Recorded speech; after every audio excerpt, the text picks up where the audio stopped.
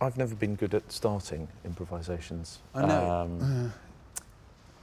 I always need to respond to something, so I'm going to do it now. Got to do it. You're going to start one. I just can't. You can do it.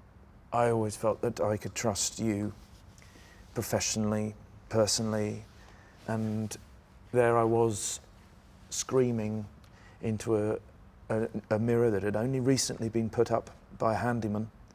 I'd finally seen you'd abused that trust. The reason that an actor and director come into a room together is to tell story. Story requires two things. One is action, in other words, a person pursuing something, and the other is the consequence of when that person going after what they want meets another person who usually wants something else. And the sparks that come out of that are the lifeblood or the humanity or the gorgeous detail that an audience can respond to. Give him a film. Let's count, because he's sat in a room looking at people for 20 years. Any? Yeah, I got one of them. Oh, have I'm not you? doing this, That's though. nice. You've smelted. Yeah.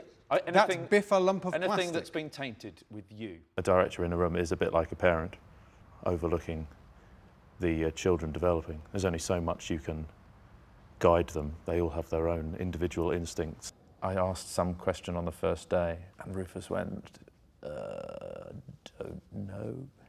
And I don't think I'd ever, up to that point, heard a director just be honest enough to say, I don't know.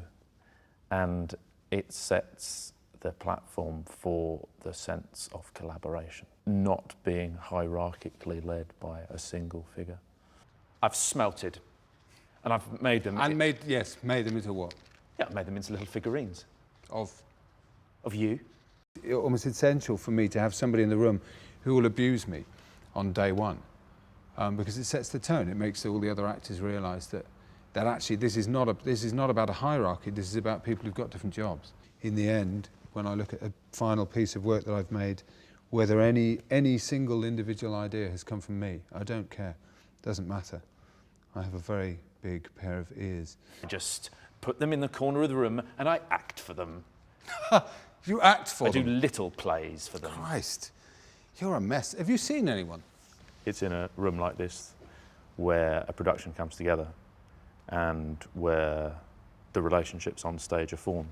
Most wonderful things is when you can create an atmosphere where inhibition and fear of exposing yourself metaphorically, emotionally, disappears. You only like me because I'm weird. And then the realisation came this morning, screaming into the mirror, that you only like me because I'm a bit weird. You go normal on me. Bye. It's not interesting. I want to be in your films. In theatre, you're honing, so you're editing as you go on and rehearsing. And if you find something, if one of those moments happens where there are sparks, then you try and recapture that. That's the lovely thing about film, is if you're lucky, you catch it and then you've got it. And then you can use it forever. Small me's. Small U's. Small U's. Small me's. Small U's. Everybody performing for you. You can't be in control of everything on a film set, so you have to give up the responsibility to people that you trust. The artistic collaborative process is generally about trust and faith in other people, that they'll make it good, and if not in your image, at least wholeheartedly and committedly and with heart. And I suppose that's the editing, isn't it? Is to go, when do you stop? Do you stop? When do you stop and come back in? That's when you earn your money. Yeah, it is.